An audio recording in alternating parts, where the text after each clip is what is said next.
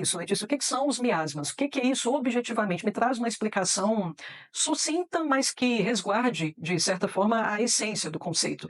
Miasma, pessoal, a gente pode denominar grosso modo, trazendo uma explicação aqui bem bruta para vocês, mas que, como disse, né, que por outro lado resguarda a essência da coisa, a gente poderia denominar grosso modo como sendo uma doença suprimida. Uma doença que foi paliada, uma doença que foi colocada embaixo do pano. O que é uma doença paliada? É uma doença que tem apenas os seus sintomas tratados. Na verdade, pessoal, quando a gente toma qualquer remédio de farmácia, a gente toma com qual intuito? Vamos pensar num acometimento bem banal aí. Dor de cabeça, sabe? Você toma um remédio ali, você compra, sei lá, dipirona, paracetamol, para passar aquela dor de cabeça. Agora, você não está pensando naquele momento no que pode estar por trás daquela dor de cabeça. A maioria das estratégias de que os alopatas lançam mão quando eles indicam remédios gira em torno desse propósito, de desligar fiações de alarme, ou seja, silenciar aqueles meios através dos quais o organismo está emitindo sinais de alerta. Ó, alguma coisa não vai bem aqui, isso aqui está inflamado, olha, atenção para isso aqui, tem alguma coisa errada na cabeça, tem alguma coisa errada aqui na região do abdômen, por isso você está sentindo essa dorzinha aí na barriga. Enfim, então toda vez que a gente palia os sintomas sem essa preocupação com a causa mor daquele problema, então nós estamos trabalhando no sentido daquilo que nós, enquanto homeopatas, denominamos supressão. Paliamos a doença, cortamos a fiação do alarme. A gente sabota aqueles sintomas, nos enganamos, porque a gente acha que a situação está resolvida, porque agora a gente não padece de qualquer incômodo que enuncia que alguma coisa errada ali está acontecendo. Então, o sintoma desaparece, a gente tem essa ilusão de que a doença por trás daquele sintoma também cessou. Então, basicamente, se trata disso. Eu padeço de um processo infeccioso, suprimo através de estratégias terapêuticas que levam em consideração apenas as consequências, não a causa daquela questão. Pronto, nós temos ali um miasma. Aquela infecção, ela passou da sua faceta aguda para a sua faceta crônica. É justamente nesse patamar de cronicidade que a doença recebe o nome de miasma. Então, miasmas trata basicamente disso, pessoal, uma doença que foi deixada embaixo do tapete. Como é que ela foi parar embaixo do tapete, Letícia? Porque ela teve as suas consequências tratadas, não sua causa. A causa está ali intacta. Então, é a mesma coisa, essa analogia eu trago com frequência para os meus alunos, pessoal, é a mesma coisa que a gente supor que nós matamos uma árvore ali, o problema foi resolvido, o problema da árvore foi resolvido porque eu arranquei-lhe os ramos. Então, desbasto ali os ramos da árvore, nutrindo a ilusão de que com isso ela está morta. Não, mas o tronco está intacto, as raízes estão intactas, então é questão de tempo para que novos ramos cresçam. Então, miasma é justamente disso que se trata. Pessoal, a gente conhece determinados fenômenos na medicina convencional que flertam, de certa forma, com muito do que a gente sabe na homeopatia, só com outros nomes. Então, manifestações miasmáticas na alopatia têm o nome de sequela, por exemplo. Sequela é familiar para todo mundo que está me assistindo, com certeza. O que é sequela? Sequela, ela é um vestígio sintomático de um processo infeccioso de que você já padeceu.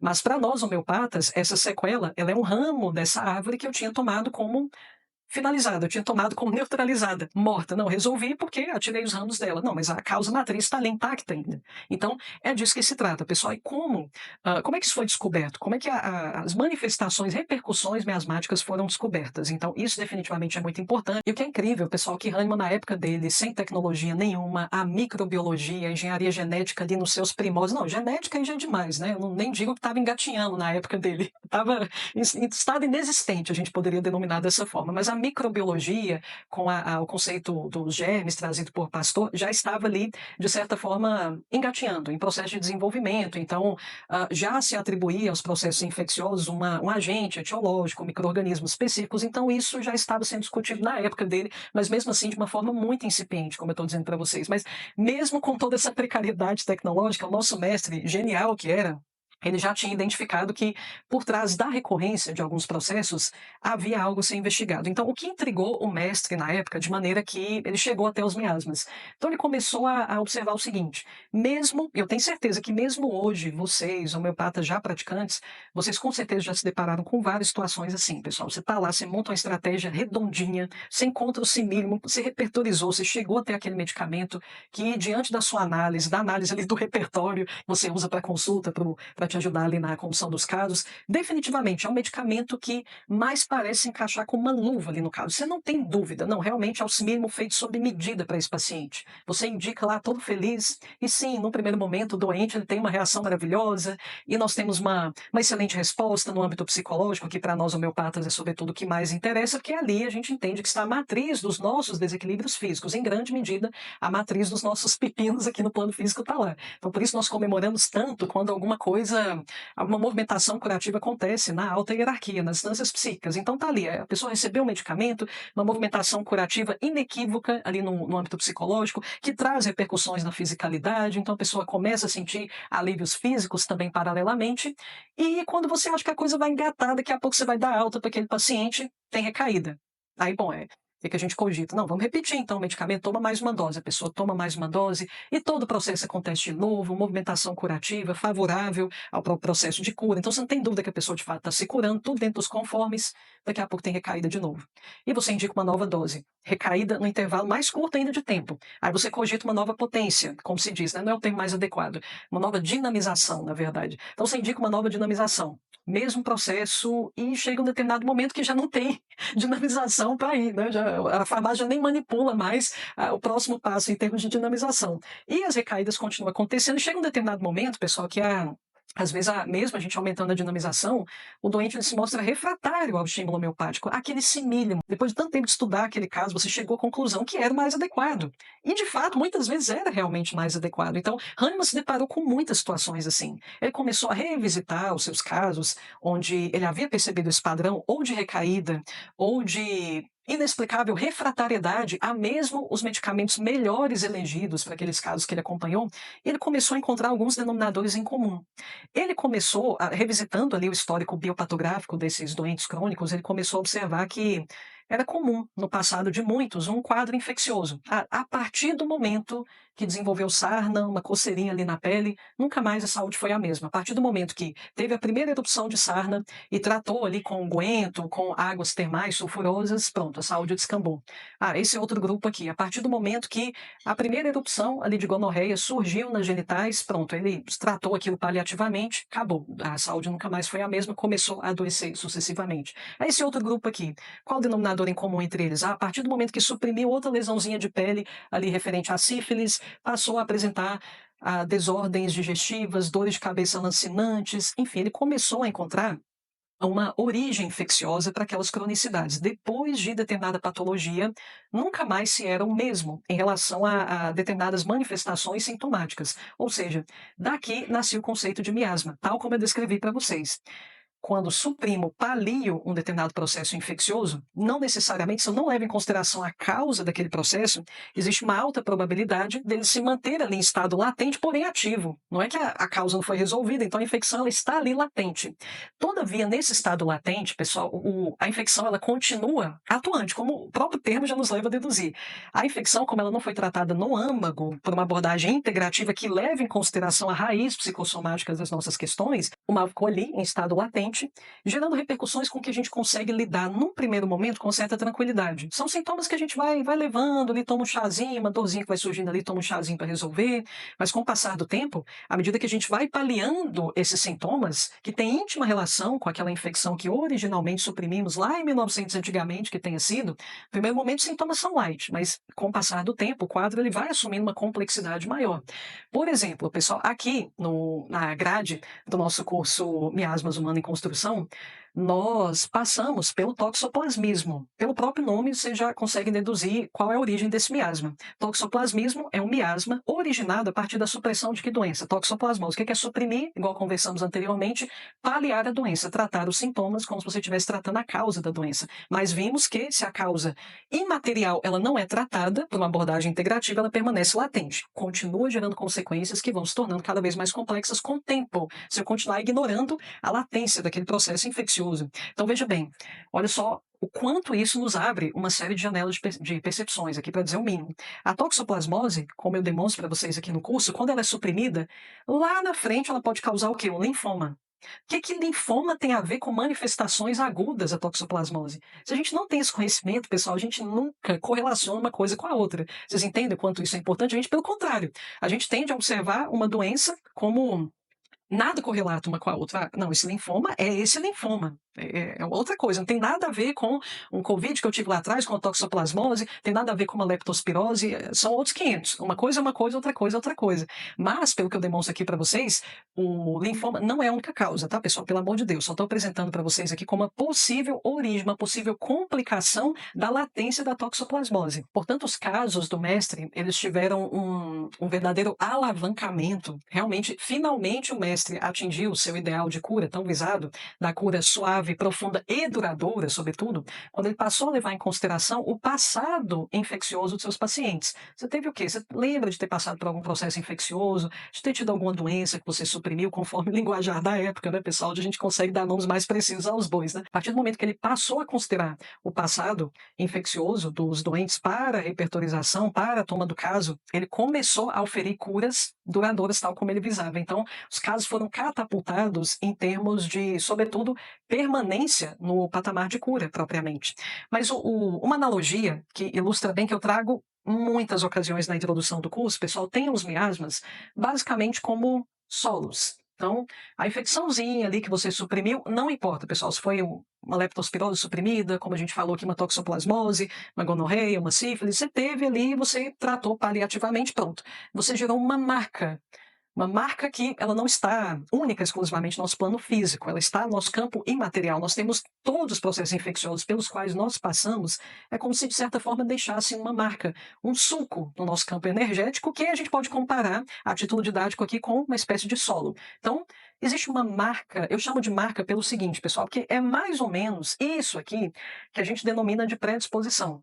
Porque pelo fato de eu ter tido uma gonorreia e suprimido essa gonorreia, ou seja, pelo fato de eu ter transformado essa gonorreia num miasma, que tem até um nome, inclusive, é um miasma psicótico, a psicose, eu sou predisposta a determinados tipos de padecimentos. Os meus adoecimentos, eles são sempre caracterizados por uma certa semiologia, um grupo específico de sintomas, uma forma específica de experimentar o mal-estar trazido por aquela comorbidade. Então, comparem os miasmas a solos, solos que respaldarão determinadas vegetações. Esse é um exemplo que eu trago corriqueiramente ali na. Isso aqui é para ser árvore, tá, pessoal? Vou colocar mais nuvenzinhas aqui, mais bolinhas para representar a copa das árvores, né? Então, foi essa a intenção, né? Vocês já sabem qual que é a intenção. Provavelmente não foi atingido o propósito aqui, por isso que eu estou falando ao mesmo tempo, né? Para que vocês tenham uma noção do que eu quis representar. Então, se eu fui marcado por um processo infeccioso, foi suprimido, eu abro um terreno de predisposições a determinados acometimentos que são como reflexos dessa doença original. Isso que eu chamo, comparo vegetações, é o que a gente toma na homeopatia como simílimo. Ou seja, pessoal, quando eu tenho determinados miasmas ativos, eu sou predisposta a determinados acometimentos, que não necessariamente são os mesmos acometimentos a que outros indivíduos que apresentam outras notas miasmáticas mais expressas, mais acentuadas, vão apresentar. Então, por isso mesmo, a gente pode colocar isso aqui mais ou menos no mesmo balaio ali, em termos de significado e implicações, que aquilo que a gente toma vulgarmente como predisposição. Então, pessoal, quando a gente indica um simílimo, que é justamente aquilo que eu comentei com vocês, aquele medicamento que ele parece encaixar com uma luva ali no caso, comparem com uma vegetação. Aquele simílimo, ele apresenta uma íntima correlação com uma gradação miasmática. Aquele conjunto de sintomas só se expressa graças a um processo infeccioso prévio. Por isso, homeopatas clássicos, sobretudo, vocês devem se lembrar que, sobretudo na literatura clássica, nós temos muitas referências a determinados medicamentos homeopáticos agrupados dentro de determinadas gradações miasmáticas. Esses medicamentos são psicóticos, ou seja, eles têm maior correlação com a psicose que nós vimos que é originada a partir da gonorreia suprimida. Esses medicamentos aqui, eles são mais luéticos, significa que eles têm uma certa correlação sintomática, entre outros aspectos, a nível psicológico também, com o luetismo ou sifilinismo, que é aquele miasma resultante do que o próprio nome já diz, da sífilis suprimida. O mesmo no caso da psória, que é tomado como um miasma originado a partir da supressão da sarna. Esses medicamentos são psóricos. Por quê? Porque eles apresentam alguma correlação com as sequelas da sarna, por assim dizer. Eles acobertam aquilo que a gente entende como sendo sequelas da sarna. Então vocês entendem agora o motivo pelo qual, quando não levamos em consideração a expressão miasmática, ou seja, trabalhamos apenas com simílimo, desbastamos essa árvore, inclusive levando em consideração o seu tronco, a gente pode contar com ou recaída em relação ao mesmo sintoma, ou despontamento de um novo sintoma, porque a fonte ela está aqui, ó, ela está ativa ainda, o solo está ativo, o solo ainda é capaz de nutrir novas vegetações. Portanto, é imprescindível que tratemos essa matriz aqui, essa matriz infecciosa que respalda esses sintomas. Sem levar em consideração essa matriz, pessoal, a gente pode contar com recaída atrás de recaída, ou refratariedade, que é aquele ponto que a gente chega que a gente não sabe mais o que fazer, que a gente não tem dúvida que indicou os melhores medicamentos para o caso, compreende? Então, é como a gente utiliza esse raciocínio no nosso cotidiano clínico, é sobretudo visando curas duradouras, um equilíbrio duradouro. Fiquem com essa analogia aqui em mente, pessoal, que agora vocês vão entender como é que a tabela periódica entra aqui. Vocês com certeza já me viram comentando em diversas ocasiões, desde o início da minha caminhada aqui nesse canal, pessoal, eu falo sobretudo de dois autores, são até hoje os meus amores, Schouten e Shankaran. Schouten é autor do método periódico. O que é um método periódico, para quem não tem a mínima ideia do que eu estou falando? O método periódico, como o próprio nome já nos leva a deduzir, basicamente ele se propõe a lançar luz sobre o núcleo de adoecimento de cada elemento da tabela periódica. Sim, essa tabela periódica da química. Então, basicamente o que esse grande mestre fez, pessoal, foi descortinar o potencial curativo da versão homeopatizada realmente de cada elemento da tabela periódica. E o cara foi tão gênio que ele encontrou determinados padrões nesses medicamentos. Então ele percebeu que todos os elementos aqui do estágio 1, como a gente denomina dentro da seara homeopática, estágio sinônimo de coluna, ele percebeu que a versão homeopatizada de todos os elementos aqui do estágio 1 apresentam um denominador em comum, que é o comportamento impulsivo, irrefletido, ingênuo, em certa medida, um comportamento, como a gente diz, meio sem noção. Ele começou a notar esse denominador em comum nos elementos que estão aqui no estágio 1, as versões homeopatizadas dos elementos que estão aqui. E debruçando-se sobre as versões homeopatizadas dos elementos que estão no estágio 2, ele começou a observar mais denominadores em comum. Gente, não é à toa que esses elementos estão na mesma coluna, porque aqui no estágio 2 realmente existe muita timidez, existe muita insegurança, existe muito receio em relação a como se vai ser julgado, o que as pessoas estão pensando a meu respeito. Isso está presente em todos os elementos aqui. Então faz sentido que eles estejam agrupados realmente dessa forma. Ele fez a mesma coisa em relação às linhas. Pessoas que apresentam problemas nos relacionamentos, os problemas mais frequentes da vida do indivíduo estão na seara dos relacionamentos, Schouten, com seu brilhantismo, percebeu que tendem a precisar de elementos que se situam majoritariamente na terceira linha da tabela periódica, que ele denomina de série do silício, que o silício está realmente nessa série, ou série das relações, série dos relacionamentos, enfim. Ele percebeu que pessoas que têm problemas enfrentam problemas na seara das responsabilidades, cargos de chefia que lidam com questões ligadas à administração de empresas, costumam ressonar, entre aspas, mais com a sexta linha da tabela periódica, a chamada série do ouro, como a gente costuma dizer. Ou seja, ele encontrou padrões em linhas e colunas, isso facilitou demais o nosso trabalho, pessoal, porque olha aí, ó, eu sei que a pessoa tem problema no relacionamento, pronto, ó, eu sei que o simínimo provavelmente está aqui, o medicamento que ela precisa provavelmente é a versão homeopatizada de algum elemento que está aqui na terceira linha. Então, ele facilitou enormemente o nosso trabalho, sobretudo pelo ordenamento e sistematização que ele trouxe à eleição dos medicamentos homeopáticos. Tem muitas pessoas que me perguntam qual o trunfo de Schouten, é esse aqui, sobretudo, mas não apenas, porque ele conseguiu identificar qual é o núcleo de adoecimento de cada elemento da tabela periódica. Então, ele elevou a um certo nível a noção que se tinha, curativamente falando, de alguns medicamentos que já eram conhecidos muito antes do seu apogeu, do seu início ali no itinerário homeopático, como é o caso de argentum, aurum metallicum, são matérias médicas que a gente já conhece há muito tempo, já foram amplamente discorridas mesmo na bibliografia clássica. Mas mesmo nestes casos, Schouten ainda elevou o nível em relação ao cerne de sofrimento desses medicamentos, na medida em que ele cruzou as temáticas da coluna e da linha, encontrando, inclusive, várias temáticas possíveis de sofrimento para o mesmo elemento. Porque, de fato, pessoal, cada coluna da tabela periódica, como vocês viram, apresenta uma temática. Aqui, por exemplo, eu trouxe para vocês da ingenuidade, aqui, por exemplo, da insegurança em relação ao olhar alheio. Na terceira linha estão as pessoas, terceira coluna, perdão, estão pessoas que se comparam com frequência. Então, veja bem, se eu tenho problema no relacionamento, sim. Ou seja, eu estou aqui na terceira linha da tabela periódica. Tem que procurar alguma coisa aqui na terceira linha. Mas essa pessoa ainda por cima, ela tem um traço de ingenuidade. Parece que ela tem expectativas irrealistas no relacionamento. Bom, então ela está aqui na coluna 1. cruzo coluna com série, chego a sódio, nátron. Então eu sei que essa pessoa precisa de algum nátron. Se é o nátron puro, se é o sódio puro ou não, vai depender da complexidade, da temática geral do problema, que às vezes não é... A problemática não gira em torno de questões ligadas a relacionamento de uma forma geral. A pessoa tem problema na relação com a mãe, é uma relação infantilizada com a própria mãe. Então, sim, ela precisa de um nátron, mas e o tema da mãe? É contemplado por que elemento? Aí basta eu me reportar aqui, eu não vou entrar muito em detalhes com vocês sobre isso, eu sei que é apaixonante esse raciocínio, mas enfim, não é o nosso foco aqui, mas basta procurar um elemento que tenha ressonância com a temática da mãe.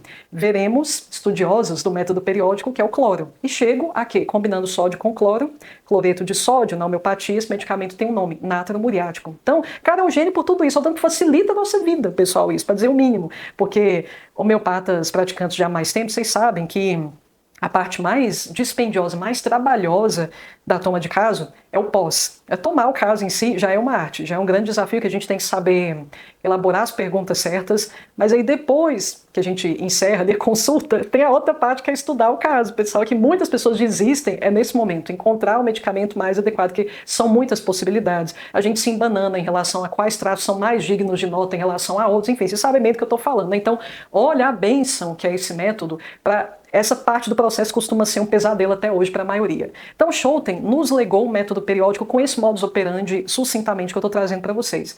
Mas, além disso, o cara foi tão genial, pessoal, que além disso ele começou a perceber que alguns elementos da tabela periódica tinham correlação com determinados miasmas. Ou seja, ele começou a perceber isso aqui que eu expliquei para vocês, que determinadas vegetações pareciam despontar de alguns solos. Por isso, eu utilizo muito o tema bioma também no meu curso. Quem já vem assistindo as videoaulas desde o lançamento já não deve aguentar me ouvir falando esse nome. No mesmo bioma, a partir do mesmo bioma, podem despontar diferentes vegetações. Por isso, vários medicamentos são compatíveis com a mesma nota miasmática. Na apostila desse curso eu trago algumas sugestões de medicamentos que têm ressonância, correlação com determinados solos, notas miasmáticas. Então, foi isso que Schouten começou a sacar, que em determinados solos havia vegetações mais frequentes. Cactos, a gente não espera encontrar mais na caatinga, em regiões mais áridas. Da mesma forma, árvores mais frondosas, a gente não espera encontrar mais florestas tropicais. Então, esse cara sacou isso aqui e começou a desenvolver esse raciocínio. Então, veja bem,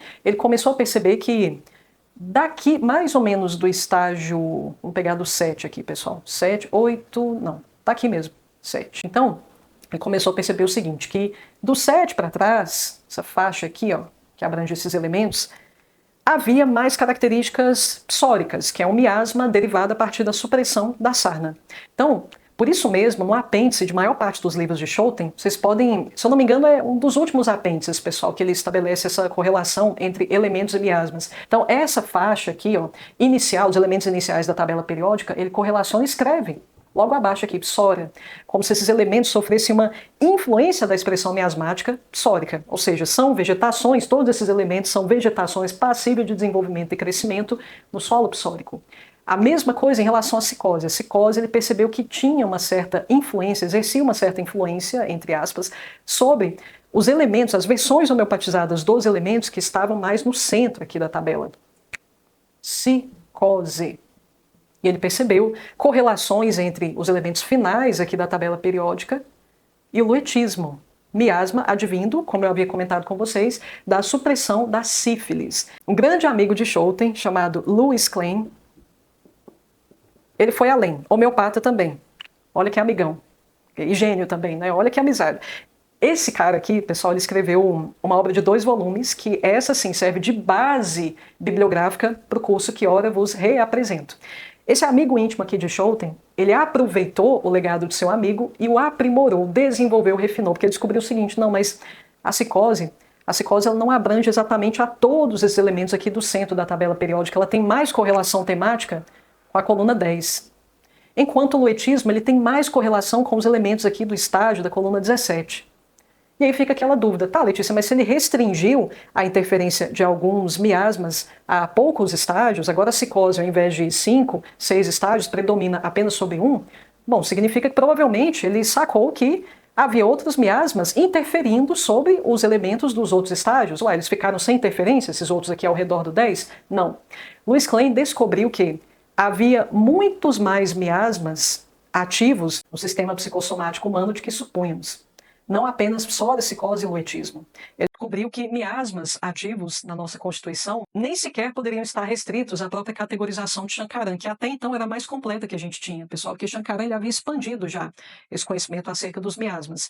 Para além da psora, psicose e luetismo, foram os primeiros a serem enunciados por Hahnemann, criador da homeopatia. Shankaran também, graças a Deus, é uma honra estar viva no mesmo tempo que Mestre Shankaran. Ele descobriu que, além desses, nós temos vários outros, 7 especificamente, que a sistematização dele consiste em 10, como disse anteriormente. Então, ele descobriu vários outros, como, além do tuberculinismo e cancerinismo, miasmas relativamente antigos, ele descobriu que havia ainda o leprosismo, miasma advindo da supressão da lepra. Descobriu ainda miasma agudo, miasma derivado de afecções virais agudas, sobretudo. Descobriu ainda o miasma tifoide, também conhecido como tifoidinismo. É o miasma mais representativo, alunos meus já sabem, do estágio 2, das temáticas de insegurança e timidez aqui do estágio 2. E entre outros também, não vou discorrer para a aula não ficar muito densa, mas fato é que Louis Klein, ele percebeu que não. Essa categorização de Shankaran ainda não é a mais completa. Letícia, tem o quê? 15? Tem o quê? Foi descoberto que a gente tem 20? Nada menos, nada mais que 40, pessoal. E essa categorização, a tendência é que ela se expanda cada vez mais. Por quê? Graças ao avanço da microbiologia, sobretudo. Então, pessoal, pelo amor de Deus, se a gente for avaliar o histórico biopatográfico da humanidade, a gente já chega a essa conclusão que realmente os miasmas não podem se restringir a 10, que era a categorização que a gente tinha como a mais completa, de Shankaran. Porque olha só, por quantas pandemias e epidemias a humanidade não passou, desde os primórdios ali do seu desenvolvimento civilizacional. A gente já passou por cólera, a gente já passou, não apenas por essas representativas desses miasmas principais, mas a gente já passou por cólera, a gente já passou por várias epidemias de leptospirose, de toxoplasmose, de Covid, né, inclusive, de candidíase, perdão, e várias outras micoses. Então, bom, essas outras infecções não deixaram marcas no nosso sistema, de alguma forma? Se a lógica não é justamente essa, Letícia, de que se eu paro em um processo infeccioso, um miasma é gerado, então, bom, levando em consideração tantas infecções que já se configuraram como epidemias e pandemias pelas quais a humanidade já passou, então, pela lógica, não podem ser apenas 10 miasmas. E Louis Klein se deu conta disso. Mas não apenas ele se deu conta disso, como ele também percebeu correlações entre alguns miasmas até então desconhecidos e temáticas da tabela periódica, temáticas que se encaixavam muito melhor que essa categorização antiga de Schouten. Então, ele ampliou, evoluiu o legado de seu querido amigo Schouten. E é sobre a bibliografia dele que nos debruçamos no curso, que ela é hoje, essa sim, a mais completa que temos disponível hoje. Pessoal, a gente não busca tratamento para afecções que têm íntima relação com a atividade desse solo, que nós estamos ora comparando aqui as expressões miasmáticas, metaforicamente, porque a manifestação de um miasma na nossa constituição, na nossa personalidade, nós tomamos como elementos intrínsecos da nossa personalidade. A gente confunde com características temperamentais, a gente confunde com más inclinações, ou seja, um elemento tão entranhado, parece tão entranhado na sua constituição enquanto ser humano que só pode ser um traço natural seu. Então, a gente nem busca tratamento para essas questões envolvendo as manifestações miasmáticas, porque aquilo já nos acompanha, já nos é tão natural, desde que a gente se entende por gente, que a gente nem supõe que tem solução para aquilo. Entende? Vou dar alguns exemplos para vocês. O que é um tifoidismo ou tifoidinismo, como queira, exacerbado? Pelo nome você já sabe qual que é a origem desse miasma, né? A supressão da febre tifoide gera uma marca, gera um solo, gera uma expressão miasmática. O que é ter um tifoidinismo acentuado?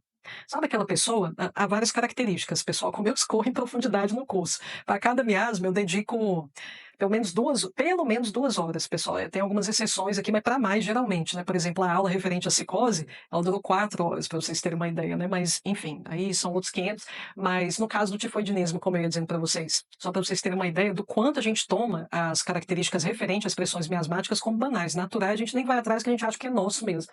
Tifoidinismo acentuado. Um exemplo, uma manifestação.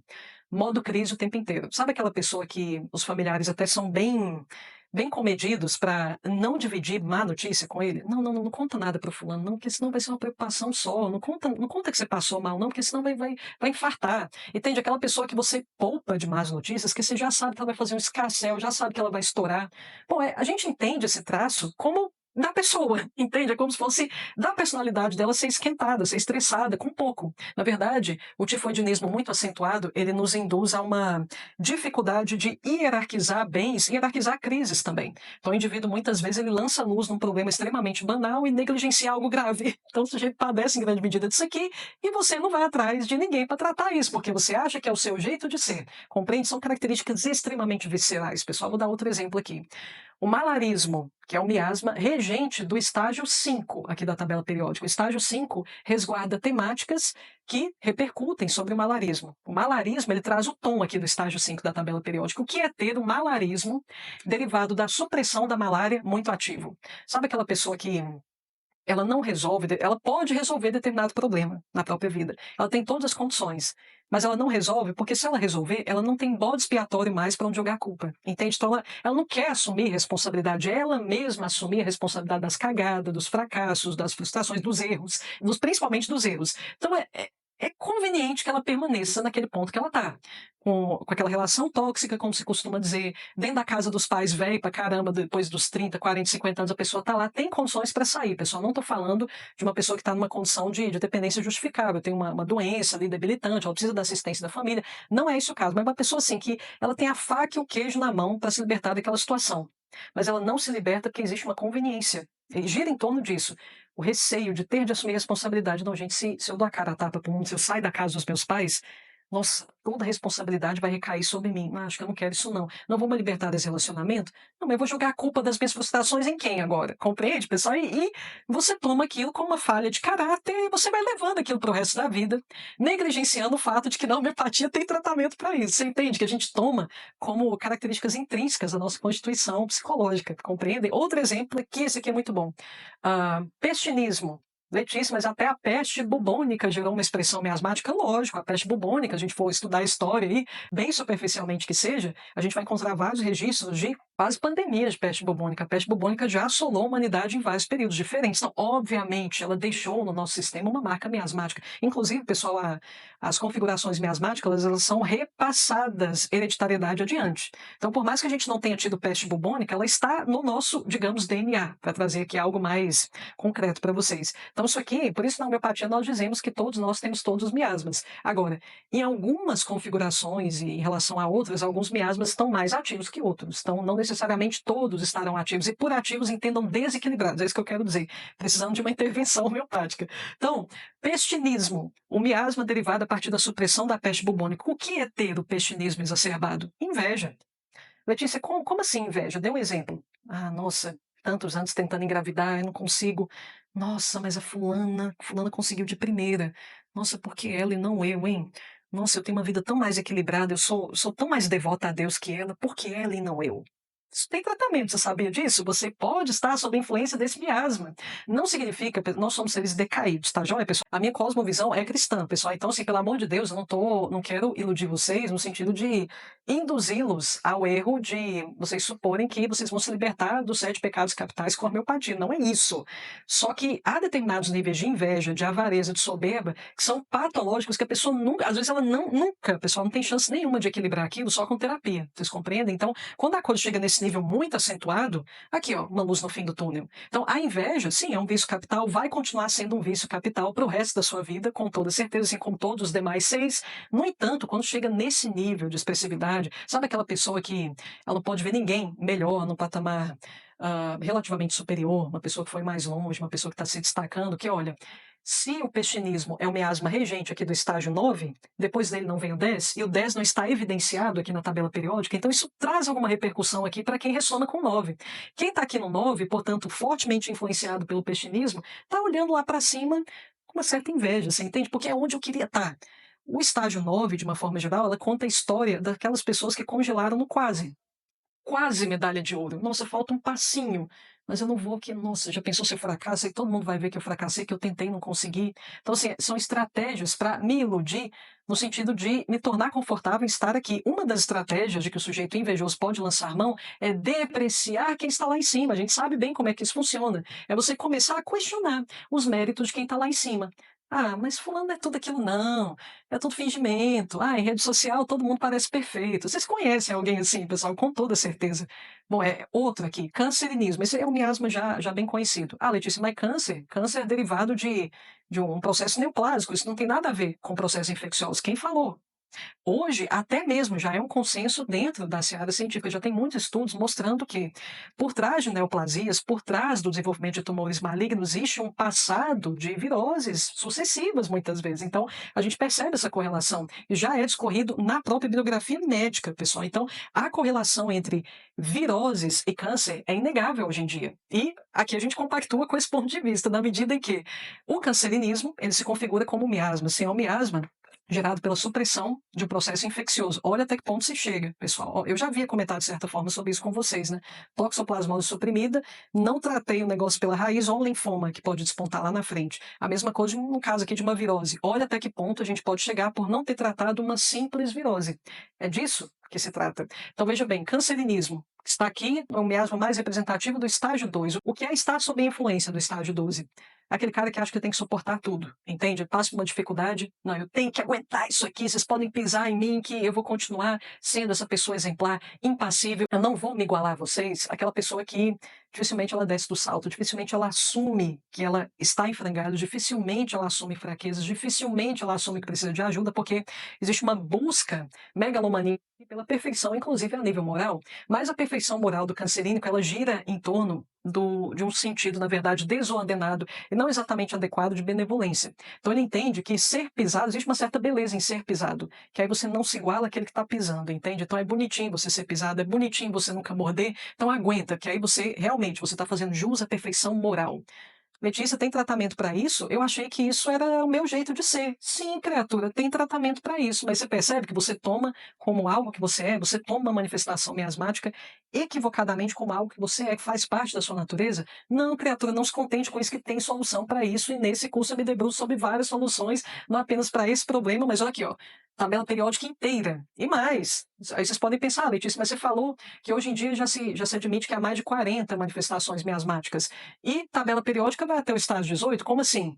Calma, coração. É porque eu não te contei que em cada estágio nós temos subgradações miasmáticas. Então, por exemplo, quando a gente chega aqui no estágio 16, a gente vai falar não apenas sobre o miasma mais representativo em termos temáticos do estágio 16, que é inclusive o leprosismo, originado a partir da supressão da lepra, também, como também sobre várias outras subgradações miasmáticas. Existem as subgradações, por exemplo, o borrelismo, gerado a partir da supressão, ou seja, do não tratamento da paliação da doença do carrapato, para citar um exemplo para vocês, ureaplasmismo, derivado a partir da supressão da infecção pela bactéria Ureaplasma urealítico, entre vários outros que a gente tem aqui. Então, um mesmo estágio pode estar grávido, por assim dizer, de várias outras expressões submiasmáticas. Então, por isso mesmo a gente chega em aproximadamente 40 notas miasmáticas só nesse curso, por isso ficou tão gigante assim, pessoal, então agora vocês entenderam. Outro comportamento, anedonia, que eu preciso falar disso, pessoal, principalmente em termos de hiperestimulação. A gente sabe que um dos maus efeitos do uso ostensivo de redes sociais, de telas de uma forma geral, né, um dos maus efeitos, uma das más consequências da gente estimular demais a cabeça é a gente não se interessar por nada mais. É um processo que a gente denomina grosseiramente de anedonia. Você fica ali, apático, piloto automático, deixa a vida me levar. E tem pessoas que, mesmo sem provocar esse processo de hiperestímulo cerebral, elas parecem que são assim. Não, criatura, muitas vezes pode não ser você. Você pode estar com o seu botulinismo acentuado. Que, olha só, o botulinismo, então tem uma relação com a bactéria Clostridium botulinum. Ah, do Botox, Letícia, é isso mesmo. Ah, causa botulismo, um tipo de intoxicação alimentar, até isso gera miasma, Letícia. Sim, inclusive o botulinismo é o regente aqui do nosso querido estágio 14. Então, muitas vezes essa sensação de apatia que você sustenta a todo momento, essa falta de interesse pela vida de uma forma geral, se não se empolgar com nada, se enxergar a vida tudo preto e branco, tem íntima relação com essa nota miasmática exacerbada. Mas, que já é velho aqui, né? A gente já conhece já há muito tempo. Tuberculinismo. O nome já diz a origem, pessoal. Miasma advindo do quê? Da supressão, ou seja, da paliação do não tratamento na totalidade do quadro de tuberculose. Tuberculose acompanha o ser humano há quanto tempo? Séculos aí de exposição à tuberculose. Então, é claro que se configura como miasma. E é um miasma regente de qual estágio da tabela periódica? Do 15º, estágio 15 da tabela periódica. E ali um traço bem característico é o engata projeta, um atrás do outro. Sabe aquela pessoa que não para? Ela começa uma coisa, vai até o fim, já engata com outra coisa, vai até o fim, já engata, e aquela pessoa não para, aquela pessoa, inclusive, ela pode cair no padrão errático de hiperatividade. Age, age, age, age, você pergunta por que que ela está fazendo tudo aquilo, a pessoa não sabe nem explicar, é ação pela ação. E que critério a gente utiliza, pessoal, e a gente vai discorrer muito sobre isso no curso, para identificar uma nota miasmática? Sobretudo, Shankaran já era bem incisivo em relação a isso. A melhor forma de detectar uma nota miasmática, e por isso mesmo eu fui bem enfática com vocês em relação ao quanto se toma equivocadamente as manifestações miasmáticas como traços constitucionais, como traços inerentes à nossa personalidade. Porque parece algo tão nosso, é algo que transanda da nossa personalidade de uma maneira tão espontânea, e por isso mesmo Shankaran diz que a melhor forma da gente detectar uma nota miasmática é observar o comportamento da pessoa detidamente, atentamente, na situação de crise. Qualquer situação de crise, na verdade, sobretudo crises extremas, significativas para o sujeito. Então, por exemplo, a perda de um ente querido, a descoberta de que foi roubado, a descoberta de que passou por um golpe, né? Foi roubado, foi traído pelo cônjuge. Então, como o sujeito reage em situações assim? Porque, em geral, quando a gente é exposto a crises desse tipo, dessa monta, em geral, a gente não tem muitos filtros. Muitas vezes elas expõem as nossas emoções de uma forma muito autêntica, de uma maneira muito genuína. Então, o Jacaré disse que a melhor forma da gente detectar os miasmas é nesse momento, em situações crises. Diante de situações críticas, qual é a relação mais óbvia? Qual é a relação mais imediata, aquela reação mais espontânea do indivíduo? Tem pessoas que elas sempre, pessoal, quando elas passam por alguma crise, elas sempre encontram, tentam achar um bode expiatório. Ou elas se condenam, mas isso acontece comigo. Não, foi você, eu falei que você tinha que dar uma olhada nesse carro, tinha que levar o carro para revisão, é por isso que o pneu furou, porque alguém não levou para revisão, entende? Aquela pessoa que, do inglês tem o termo, né, guilt finder, aquele que encontra culpa em alguém imediatamente. É a reação. Aquela reação mais imediata do indivíduo. Tem pessoas que fingem, um psicótico, por exemplo. No primeiro momento ele nega, sobretudo dependendo das implicações daquela notícia. No primeiro momento ele nega, é como se nada tivesse acontecido, é que apareceu o fortão, aquele que está assumindo o controle de tudo, claro, né? Está aqui no topo da tabela periódica, então ele quer dar a entender que está realmente no controle. As crises, não. Se eu não quiser que elas existam, elas não vão existir. Existe muita deposição de expectativas em relação às capacidades do indivíduo, do próprio indivíduo psicótico, de mobilizar a realidade a partir do pensamento. O sujeito ele vive realmente a partir dessa crença de que penso, logo as coisas existem. Então, se eu não pensar na crise, ela não vai existir. Pessoal, isso é muito comum hoje em dia, sobretudo em época de esse misticismo, esoterismo brabo de hoje em dia, que o pessoal realmente acredita nisso, que o seu pensamento ele tem poder de plasmar eventos na realidade imediatamente. Imediatamente. Não, você pensa, criatura, que vai se plasmar aqui o dinheiro que você tanto quer ganhar, entende? Então, isso tem que ser falado, pessoal, porque alguns miasmas tratam características que parecem tão distantes da nossa configuração, muitas vezes, elas parecem tão absurdas que a gente até pensa, não, mas não é possível que tenha alguém assim. Sim, criatura, à medida que você começar a estudar isso aqui, muitos alunos me deram esse feedback, é como se a gente depurasse o nosso olhar a partir do momento que a gente sabe que é possível, parece que a gente aceita melhor a nossa realidade em termos de comportamento humano. A partir do momento que a gente sabe que certos absurdos existem, a gente se abre a essa possibilidade de fato, a gente observa que muitas pessoas ressonam com vários miasmas que supomos, cujas manifestações supomos altamente improváveis. Então, é sobre esse conteúdo que nos debruçamos no curso Miasmas Humano em Construção. Nessa Black Friday, ele está com desconto que, igual eu falei, pessoal, não vai se repetir.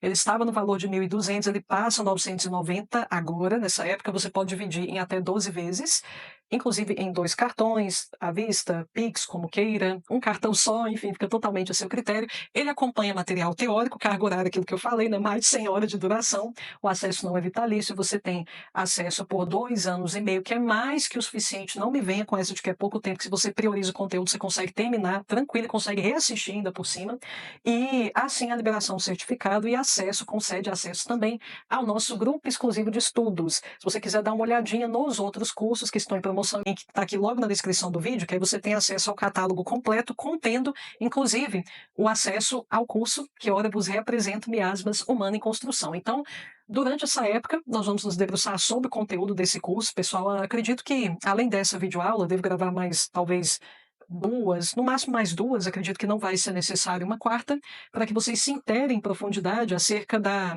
complexidade, da riqueza de conteúdo que é abordado nesse projeto. Pessoal, então, muito obrigada mais uma vez por terem me acompanhado até aqui. Como eu falei, nas próximas semanas a gente vai continuar se aprofundando nesse conteúdo para que vocês se sintam mais seguros ainda em relação ao excelente investimento que será a aquisição desse curso. Forte abraço a todos, pessoal. Até a próxima.